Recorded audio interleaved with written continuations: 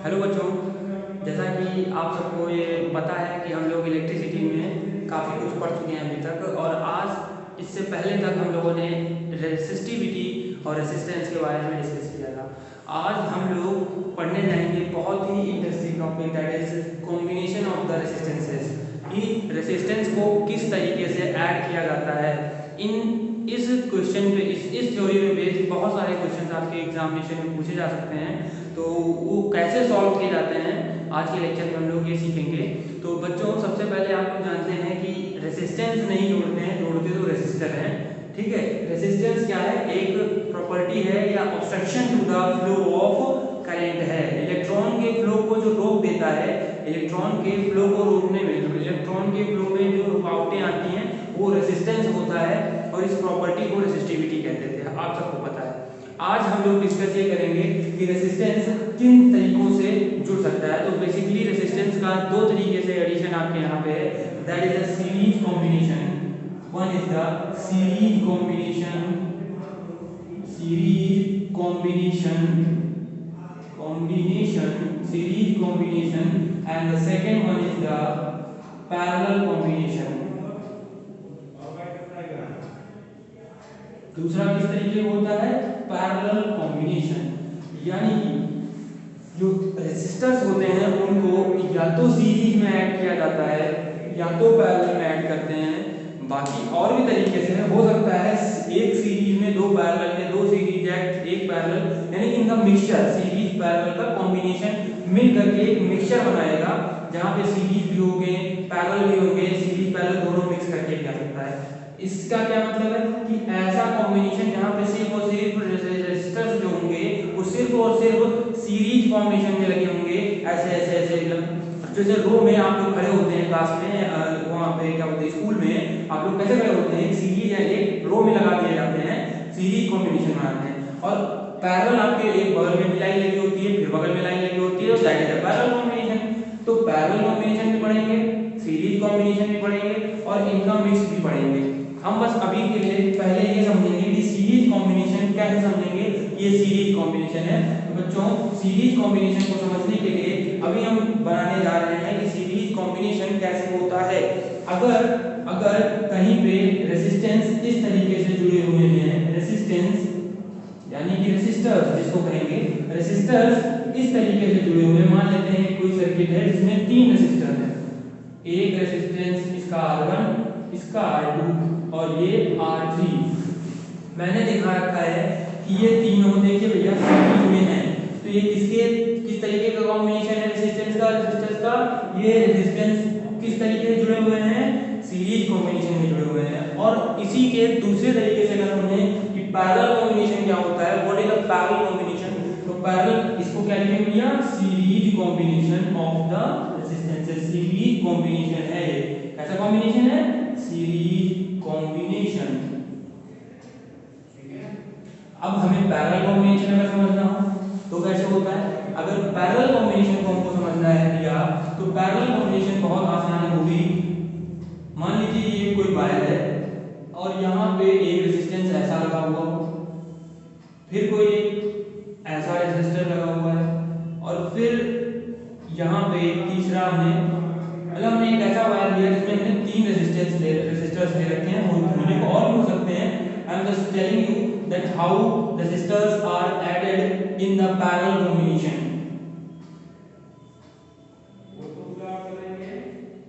ये देखिए बेटा, ये R1 रेजिस्टेंस है, ये R2 रेजिस्टेंस और ये R3। ये कैसा कॉम्बिनेशन है? ये पैरेलल कॉम्बिनेशन। ये कैसा कॉम्बिनेशन है? Parallel combination. यानी कि जब भी कभी रेजिस्टेंस इस तरीके से जुड़े हुए होंगे तो हम कहेंगे resistances are in the series combination, series combination में है। और यहाँ पे रेजिस्टेंस कैसे है? पैरेलल कॉम्बिनेशन में है। बेटा, इस पे बेस आपके बोर्ड में डेरिवेशन है और हमको प्रूव करना होता है कि जब इस तरीके से तीन रेजिस्टेंस मान लीजिए ऐड करने हो तो इक्विवेलेंट रेजिस्टेंस क्या आता है, या फिर इस तरीके से रेजिस्टेंस हमारे पैरेलल कॉम्बिनेशन में होते हैं तब इक्विवेलेंट रेजिस्टेंस क्या आता है। इसके ऊपर बेटा डेरिवेशन भी है आपके सिलेबस में, और इसके ऊपर बेस्ड कॉम्बिनेशन के ऊपर बेस्ड बहुत सारे नंबर ऑफ क्वेश्चंस आपके पेपर में आने के चांसेस होते हैं। तो बच्चों अभी हम लोग डिस्कस कर लिए हैं अभी तक कि कैसे किस तरीके से रेजिस्टेंस सीरीज कॉम्बिनेशन में दिखते हैं या पैरेलल कॉम्बिनेशन में किस तरीके से होते हैं, और इनका मिक्सचर भी आता है। मिक्सचर भी हो सकता है कि एक रेजिस्टेंस अब मैं दिखाने जा रहा हूँ कंबाइन, यानी सीरीज भी और पैरेलल दोनों एक तरीके से अगर एक साथ एक ही डायग्राम में दिख रहा हो, एक ही वायर में हो, वो कैसे होगा। तो ये मान लीजिए एक रेजिस्टेंस ये लगा हुआ है और इसी के साथ में यहाँ पे हमने ये देखिए एक रेजिस्टेंस ये लगा दिया, एक रेजिस्टेंस ये लगा दिया और ये बना दी हमने एक वायर, एक कोई ऐसा वायर रखा है। तो देखिए भैया अगर ये R1 हो, ये R2 हो और ये R3 हो, तो देखिए भैया ये पैरेलल में भी है और इन दोनों के कॉम्बिनेशन से एक रेजिस्टेंस बनेगा, वो इसके साथ सीरीज में होगा। तो बेटा हमने बताया सीरीज कॉम्बिनेशन, पैरेलल कॉम्बिनेशन और ये मिक्सचर है। जैसा है ये मिक्सचर है किसका, सीरीज और पैरेलल, सीरीज में और पैरेलल दोनों का क्या है भैया मिक्सचर है। तो बच्चों अब हम डेरिवेशन करेंगे, उससे पहले ये डायग्राम को आपको हम एक्सप्लेन कर देते हैं कि ये क्या है, क्या समझाना चाह रहे हैं। डेरिवेशन करने जा रहे हैं कि जब तीन रेजिस्टेंस सीरीज फॉर्म में जुड़े हुए हों किसी भी सर्किट में, तो उनका रिजल्टेंट कैसे निकालते हैं, टोटल या आर इक्विवेलेंट कैसे निकाला जाता है इन दैट केस। तो सीरीज कॉम्बिनेशन है बेटा, उसका डेरिवेशन करने से पहले आपको हम ये समझा रहे हैं कि डायग्राम क्या है बेटा, एक सेल है। सेल में जब एक ही ऐसा डायग्राम बना हो, एक ही हमने दिखा रखा है, तो वो सेल होते हैं और बहुत सारे सेल मिलके बैटरी का फॉर्मेशन कर देते हैं। बहुत सारे सेल को हम जोड़ दें तो बैटरी बन जाती है। मैंने दिखाया एक सेल है जिसका पोटेंशियल डिफरेंस जिसको आप बोलेंगे, सेल का पोटेंशियल डिफरेंस आपको हमने पहले ही पढ़ा रखा है। तो क्या है, पोटेंशियल डिफरेंस भी दे रखा है।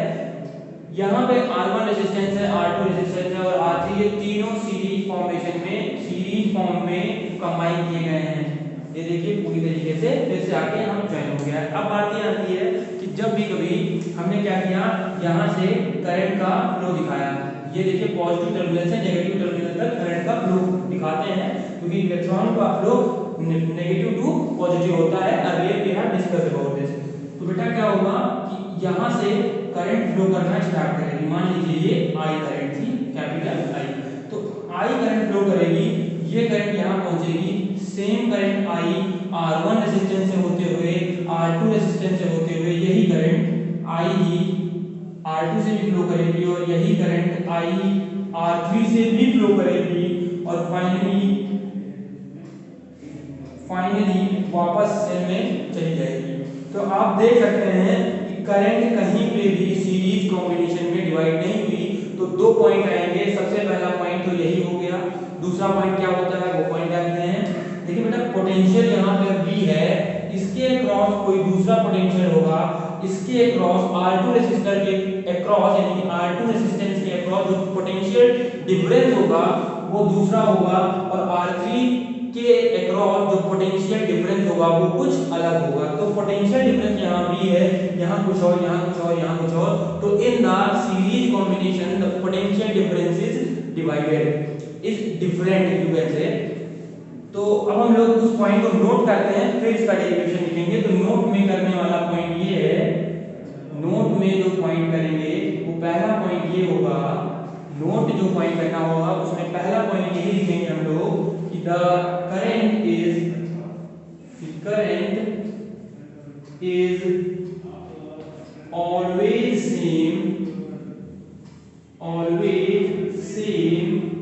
इन the current is always same in series combination of resistances. The current is always same in series combination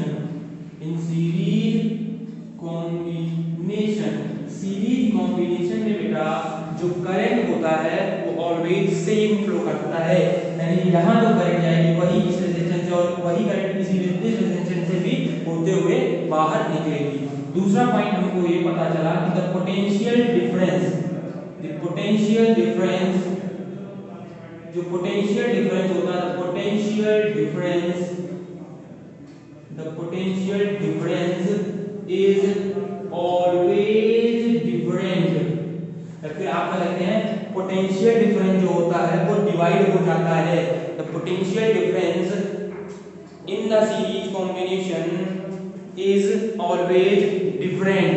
the potential difference is always different in series combination।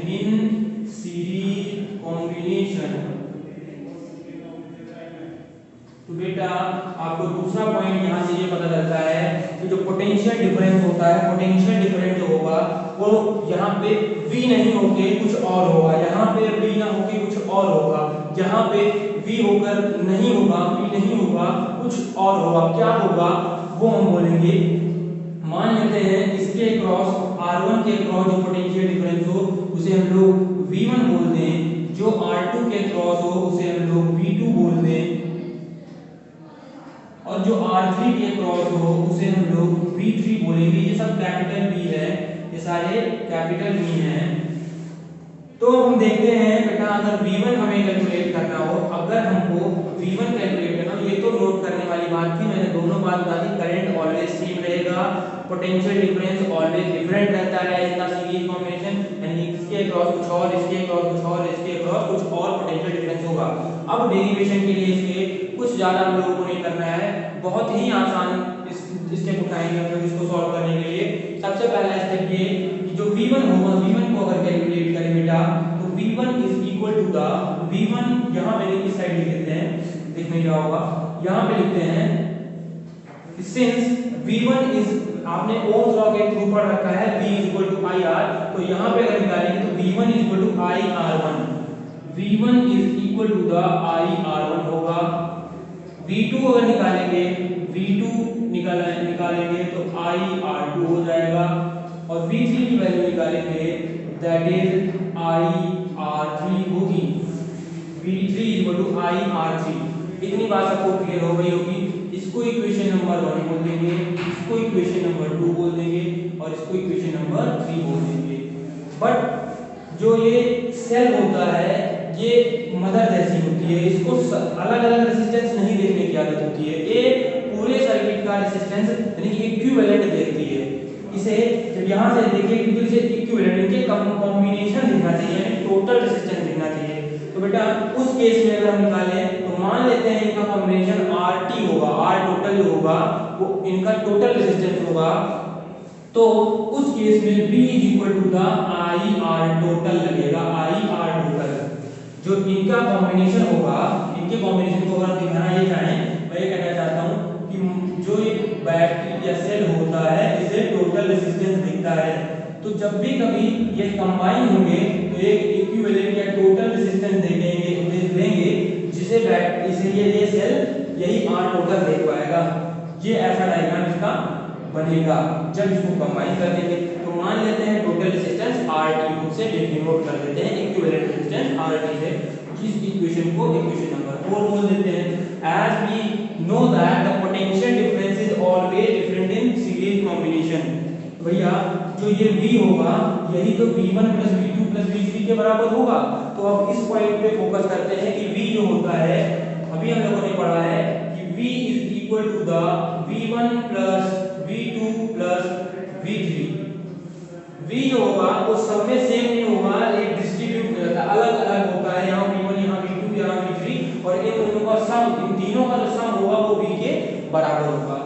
V की वैल्यू पता है IRT, I into R total, यहाँ पे हो जाएगा IR1 plus IR2 plus IR3। IR1 ये देखिए IR2 V2 की वैल्यू थी और IR3 V3 की वैल्यू थी, जिसको हम लोगों ने अभी अभी निकाल कर रखा हुआ है। अब हम लोग बेटा क्या करेंगे, I कॉमन ले लेंगे, I कॉमन ले लेंगे यहाँ से, तो I कॉमन लेने से यहाँ पे R1 plus R2 plus R3 आ जाना है। I से I कैंसिल हो जाएगा, यहाँ पे I के फैक्टर कैंसिल आउट हो जाएंगे, तो हमारे पास बेटा जो बचेगा वो R total is equal to the R1 plus R2 plus R3 आ जाता है।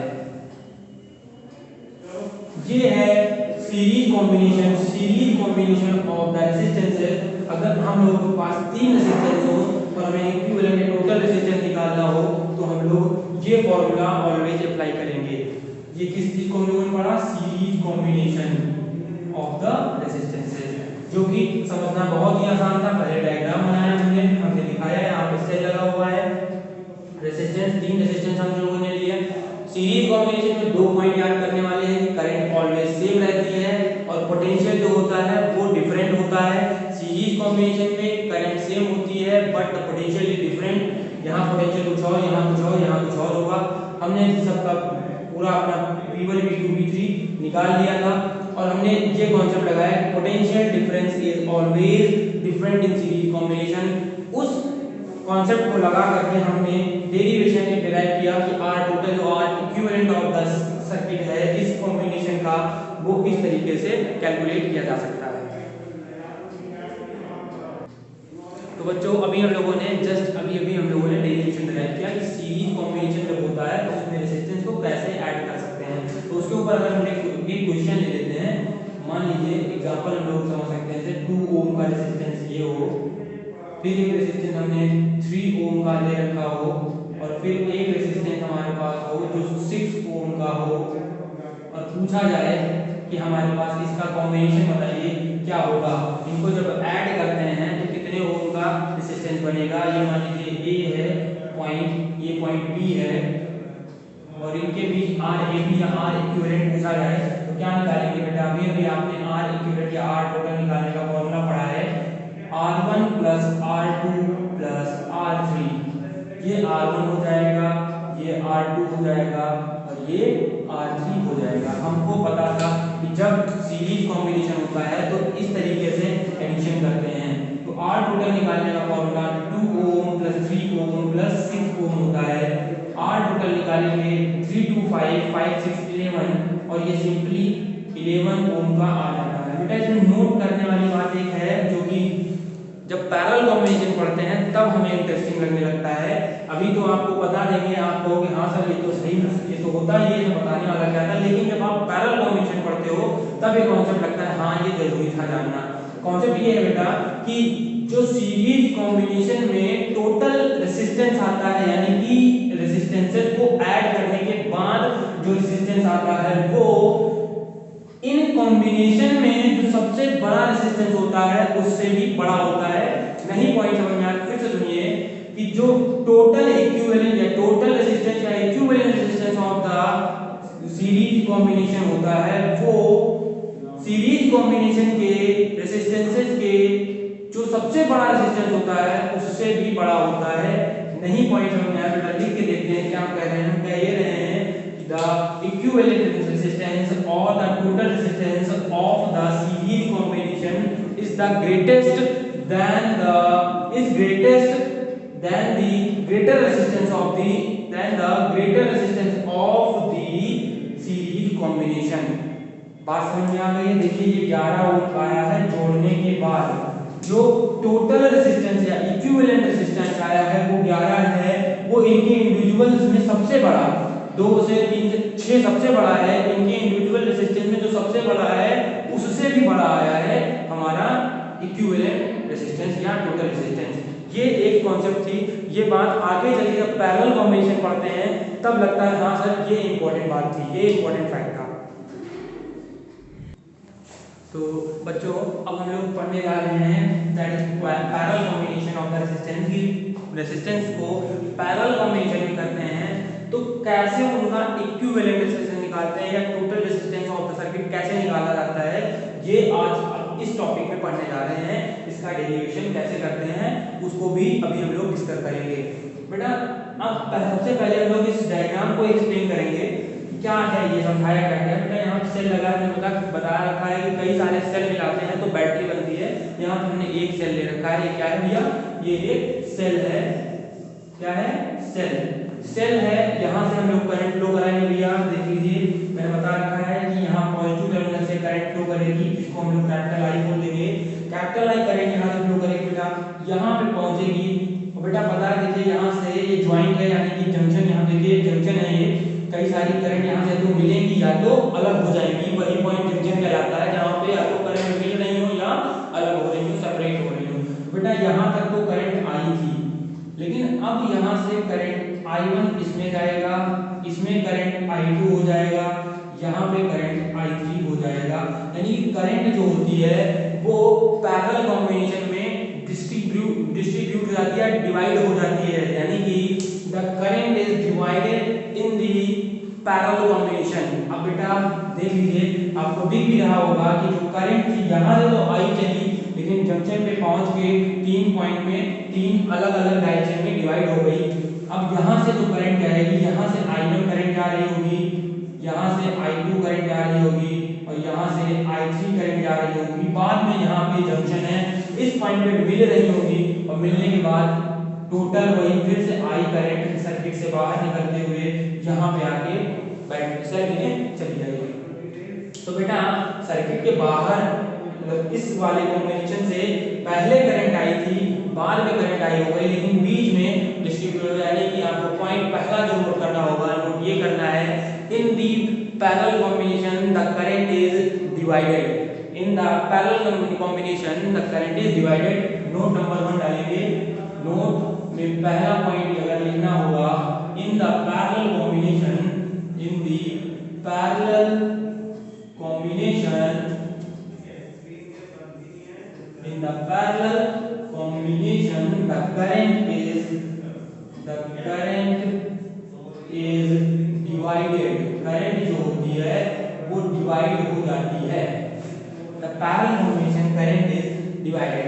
जो दूसरा पॉइंट बेटा इसका बनता है वो ये बनता है, बेटा अगर ये V है, ये पोटेंशियल डिफरेंस ये तो है, मैं अगर इसको V बोल दूं, इधर साइड वाले को इसको 0 बोल दूं और इस पे V पोटेंशियल डिफरेंस क्या होता है, फाइनल माने इनिशियल V माइनस V योग करें V आ जाएगा। तो पोटेंशियल डिफरेंस है बेटा। अब देखिए यहाँ पे आके ये V, ये 0। तो बेटा आपको देखने से भी लग रहा होगा, अगर इस वायर के लिए सोचें या इस वायर के लिए सोचें या फिर इस वायर, किसी भी एक वायर के लिए सोचेंगे तो वो V और 0 के बीच ही कनेक्टेड है। कहने का मतलब जो आया है वो ये है कि इन the parallel combination the potential is same. देखिए बेटा, जो पोटेंशियल यहाँ, वो पोटेंशियल यहाँ और वही पोटेंशियल यहाँ पे भी होगा। तो इस पॉइंट से हमको दूसरा जो कॉन्सेप्ट मिलता है वो ये मिलता है कि इन the parallel combination the potential difference is always same. दूसरा पॉइंट लिखेंगे, इन the parallel combination, in the parallel combination the potential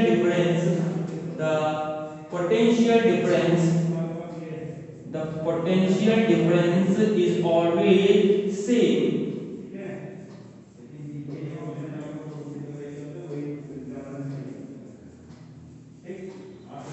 point ये हम लोगों को जो पता चला है कि जो पैरेलल कॉम्बिनेशन में अलग अलग रेसिस्टेंसेस होते हैं, उनके अक्रॉस जो पोटेंशियल होता है वही सेल का पोटेंशियल के बराबर है। यानी कि पैरेलल कॉम्बिनेशन में पोटेंशियल डिफरेंस सेम रहता है, जबकि करंट डिवाइडेड होती है, करंट अलग अलग होती है, डिफरेंट होती है वैसे। अब बेटा इसका डेरिवेशन करेंगे, किस कॉन्सेप्ट पे करेंगे, इस कॉन्सेप्ट पे करेंगे कि करंट इसमें डिवाइड हो जाती है। तो हम लोग क्या जानते हैं बेटा, since we know that in the parallel combination the current is divided. Current कितनी थी भैया, I थी, जो कि I1 I2 I3 में डिवाइड हो गई थी। क्या हो गई थी, I1 plus I2 plus I3 में स्प्लिट हो गई थी। इसे इक्वेशन नंबर हम लोग 1 बोल देंगे। ये कौन सी इक्वेशन है, इक्वेशन नंबर 1 होगी। अब बेटा आप सबको ये बात बहुत अच्छे से पता है, अगर सेल के लिए हम लोग निकालने चलते हैं ओम्स लॉ के through, V equal to I R हम लोग पढ़ रखे हैं, तो I is equal to the V by R हम लोगों को पता है। I is equal to the V by R. अब जैसे यहाँ पे हम लोग करंट निकाल रहे होंगे I1, सिमिलर फॉर्मूला लगा के, तो I is equal to the potential तो सेम है ना भैया, I1 अगर निकालना हो, सिंस I1 is equal to the V by R1, आपको बता दिया गया है, क्या बताया गया भैया कि I1 की वैल्यू जो होगी वो पोटेंशियल सेम होने की वजह से सब में पोटेंशियल तो सेम आएगा बट रेजिस्टेंस तो अलग अलग है ना भैया। तो ऐसे ही I2 की वैल्यू भी निकलेगी जो कि V बाई R2 हो जाएगी, और ऐसे सिमिलर I3 की वैल्यू निकलेगी जो कि V बाई R3 हो जाएगी। ये पॉइंट तो नोट करने वाला था अलग कि I की वैल्यू जो I1 आएगा वो V by R1। V potential difference देखिए हर जगह बेटा सेम रख रखा है, क्योंकि पैरेलल कॉम्बिनेशन में पोटेंशियल डिफरेंस ऑलवेज सेम होता है। That's why potential difference is potential difference is same in all the resistances. अब बेटा यही वैल्यू उठा के पुट करेंगे, ये वैल्यू जब पुट करेंगे इन इक्वेशन 1 में, तो I is equal to the V by R is equal to the, देखिए I की value V by R is equal to the I की वैल्यू थी V by R1 is equal plus में plus V by R2 plus V by R3। अब V common ले लेंगे सब में से, यहाँ पे V बाई R है, यहाँ पे V कॉमन ले लेंगे सब में से, क्या आ जाएगा भैया V बाई R1 प्लस 1, यहाँ पे V common 1 by R1 plus 1 by R2 plus 1 by R3। तीन वैल्यूज आ गई हमारे पास में। अगर इन तीनों को जोड़ करके हम लोग इन तीन वैल्यूज को जोड़कर हमने लिखा है, यहाँ पे V कॉमन मिल गया, V से कैंसिल हो जाएगा और यहाँ पे जो resultant R equivalent R total इसे हम बोल के अगर रखे होते हैं, बोल देते हैं R टोटल या R इक्विवेलेंट, तो 1 upon R total is equal to the 1 upon R1 plus 1 upon R2 plus 1 upon R3। ये इसका एक डेरिवेशन आ जाता है, क्योंकि बहुत ही आसानी से हम लोगों ने प्रूव कर दिया। तो बेटा जो इंटरेस्टिंग पॉइंट यहाँ पे होता है वो ये है कि पैरेलल कॉम्बिनेशन में जो पोटेंशियल होता है वो डिवाइड नहीं होता है, वो ऑलवेज सेम होता है ईच पे, यहाँ पे भी, यहाँ पे भी, यहाँ पे भी, but current is always different, current is divided in the parallel combination. बच्चों अब हम लोग ये जो अभी से जस्ट पहले हम लोगों ने आपसे बताया था कि पैरेलल कॉम्बिनेशन में, सीरीज कॉम्बिनेशन में जब पढ़ रहे थे तब इस सीरीज कॉम्बिनेशन में जो टोटल रेजिस्टेंस या इक्विवेलेंट रेजिस्टेंस जो आता है वो उस कॉम्बिनेशन में जो अलग अलग रेजिस्टेंस होते हैं उनमें सबसे बड़े वाले रेजिस्टेंस से भी बड़ा आता था। अब यहाँ पे हम दिखाना ये चाहते हैं कि पैरेलल कॉम्बिनेशन में जो रेजिस्टेंस आएगा, V पैरेलल में जो आएगा, V निकालते हैं पहले, सबसे पहले, और फिर उस कॉन्सेप्ट को दिखाते हैं कि हम कहना क्या चाहेंगे कि अगर जब इस तरीके से था तो हमने भी पढ़ा था R टोटल निकालने का फॉर्मूला 1 अपॉन में R1 plus 1 upon R2 plus 1 upon R3। 1 upon R total हमें कैलकुलेट करना है बेटा, इसको निकालेंगे 3 हो जाएगा, ये करेंगे 6 है, और इसको निकालेंगे 1/2। अब बेटा क्या ले लेंगे, एलसीएम ले लेंगे, आपको सबको पता है इसको अगर निकालना होगा कैसे निकालेंगे भैया, एलसीएम ले लेंगे।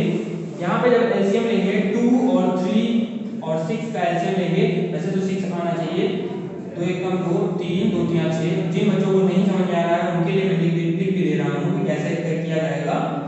और देख लीजिए भैया कितना आ गया, 6 आ गया, 6 निकाल लिया हम लोगों ने, 3 2 जा 6 होता है, यहाँ पे 6 1 जा 6 हो जाता है, और बेटा 2 3 जा 6 हो जाएगा, 3 2 5 प्लस 1 6 होगा, 6/6 आ जाएगा, 1 अपॉन R टोटल की वैल्यू 6/6, यानी कि 6 1 जा 6।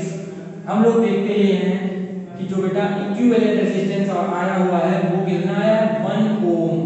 इक्विवेलेंट रेजिस्टेंस इज 1 ओम।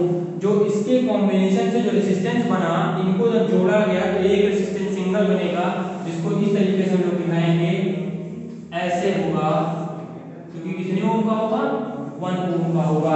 ये एंड अगर ए होता और इस वाले एंड को हम लोगों ने बी बोल रखा होता, तो अब आज जाके इनका जो कॉम्बिनेशन बना था वो 1 ओम का आता है। तो मैं जो कहा था आपसे कि पैरेलल कॉम्बिनेशन में जो इक्विवेलेंट रेजिस्टेंस आता है वो कॉम्बिनेशन में सबसे छोटे का भी छोटा आता है। बेटा आप याद करेंगे जब कि मैंने सीरीज में बताया कि सीरीज कॉम्बिनेशन में जो इक्विवेलेंट रेजिस्टेंस आता है वो बड़े वाले से भी सबसे बड़ा आता है, उससे भी बड़ा आएगा, तो सबसे बड़ा कॉम्बिनेशन में जो सबसे बड़ा होगा उससे भी बड़ा आता है टोटल या इक्विवेलेंट, और पैरेलल कॉम्बिनेशन में जो सबसे छोटा होगा उससे भी छोटा आता है हमारा इक्विवेलेंट रेजिस्टेंस। बेटा अब हम लोग दो क्वेश्चन आपके सामने दे रखे हैं, ये हम लोगों को उसी पैरेलल कॉम्बिनेशन और सीरीज कॉम्बिनेशन पे, ये क्वेश्चन मिक्सचर है और ये कैसे है, ये भी मिक्सचर ही है, यानी कि इसमें सीरीज पैरेलल दोनों तरीके का कॉन्सेप्ट लगेगा। अब इसमें इक्विवेलेंट रेजिस्टेंस निकालना है, यानी कि RAC निकालना है कि AC के थ्रू कितना रेजिस्टेंस होगा। बेटा ऐसे क्वेश्चन को करने के लिए ज़्यादा डिस्टर्ब होने की जरूरत नहीं है, हम लोग करंट यहाँ से प्रोवाइड करेंगे, A के थ्रू करंट जा रही है, देखिए इस पॉइंट से करंट 2 पार्ट में स्प्लिट हो गई, जंक्शन पे यहाँ पे दो पार्ट में स्प्लिट हो गई। अब देखिए I1 करंट 6 ओम से जा रहा होगा और यही करंट जाते हुए 3 ओम से यहाँ तक पहुंच जाएगी और I2 करंट इससे होते हुए जाएगी।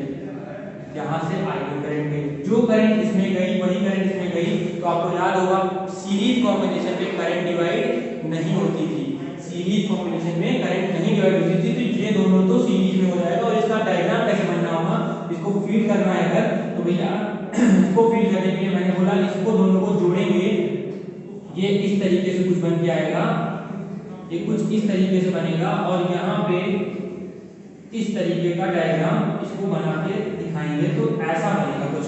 यहाँ पे 6 ओम, यहाँ पे 3 ओम और ये 2 ओम।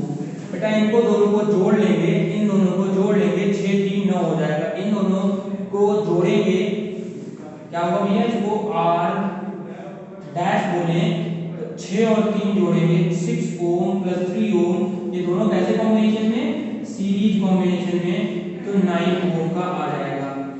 बट हमको तो RAC निकालना है, टोटल रेजिस्टेंस। बेटा इनको जोड़ने पे एक नया जो डायग्राम हम लोग बनाएंगे वो कुछ इस तरीके से बनेगा, जो कि कुछ इस तरीके से बनेगा। यहाँ पे 9 ओम का है, यहाँ पे 2 ओम का है। अब इन दोनों को पैरेलल फॉर्म में जोड़ लेंगे, इन दोनों को पैरेलल फॉर्म में जोड़ेंगे तो ये दोनों सीरीज में, इनका सीरीज कॉम्बिनेशन जो आएगा उसको इसके साथ पैरेलल में ऐड करेंगे, जो कि इस तरीके से हमने बना के भी दिखा दिया है। 9 ओम को अगर 2 ओम के साथ पैरेलल कंबाइन करेंगे तो पैरेलल कॉम्बिनेशन का फॉर्मूला होता था क्या, 1 अपॉन को RAC निकालना है is equal to the 1 upon R dash plus 1 upon 2 ohm. R dash की वैल्यू थी 1 अपॉन 9 प्लस 1 अपॉन में 2, 1 अपॉन RAC। इसका एलसीएम लेंगे, सॉल्व करेंगे 18, यहाँ पे क्या आएगा भैया, इसको सॉल्व करेंगे तो 1 अपॉन RAC की वैल्यू जो आएगी 9 टू द 18, 9 टू द 18, 2 1 जा 2 प्लस 9, 9 टू 11 हो जाएगा। तो दिस इंप्लाइज दैट बेटा यहाँ से अगर इसको ऊपर लिख लें तो RAC की जो वैल्यू आई हुई है, RAC is equal to the 18 by 9 to 11, 18 by 11 ohm. ये इसका कॉम्बिनेशन था। इसको सिंप्लीफाई भी करके आप डेसिमल प्लेस में भी लिख सकते हैं। अब सिमिलर कॉन्सेप्ट पे बेस्ड ये भी क्वेश्चन है। इसमें क्या था कि I करंट यहाँ से फ्लो करेगी, I करंट फ्लो करके यहाँ पे 3 पार्ट में स्प्लिट हो जाएगी। जो करंट इसमें जा रही थी वही करंट इस सर्किट से होते हुए यहाँ पहुंचेगी, जो करंट इसमें जा रही थी वो करंट इसमें से होते हुए जाएगी। यानी ये दोनों सीरीज कॉम्बिनेशन, ये दोनों सीरीज कॉम्बिनेशन, इनका कॉम्बिनेशन जो भी आएगा और इनका कॉम्बिनेशन जो भी आएगा उनको तीनों के साथ पैरेलल में कंबाइन करेंगे। यानी कि जो इसका डायग्राम बनेगा बेटा, इनका कॉम्बिनेशन जो बनेगा इसे हम लोग R डैश बोलेंगे, यानी कि 1 ओम प्लस 2 ओम, यहाँ पे बनेगा कितना भैया, 3 ओम। ये कहाँ का था भैया, इनका सम था। अब इनका अगर कॉम्बिनेशन निकालेंगे, इसको R डबल डैश बोल दें, 1 ओम प्लस 2 ओम। देखिए बेटा सीरीज फॉर्मेशन का ही फॉर्मूला लगाया जा रहा है 3 ओम। अब बेटा ये 3 ओम का था, तो इसको डायग्राम में अगर समझना चाहें आप क्या समझेंगे तो भैया ऐसे कुछ डायग्राम इसका बना होगा, कुछ इस तरीके से ये बनाना पड़ेगा आपको। अब देखिए 3 ओम का, ये 3 ओम का दिया ही था, ये भी 3 ओम का था।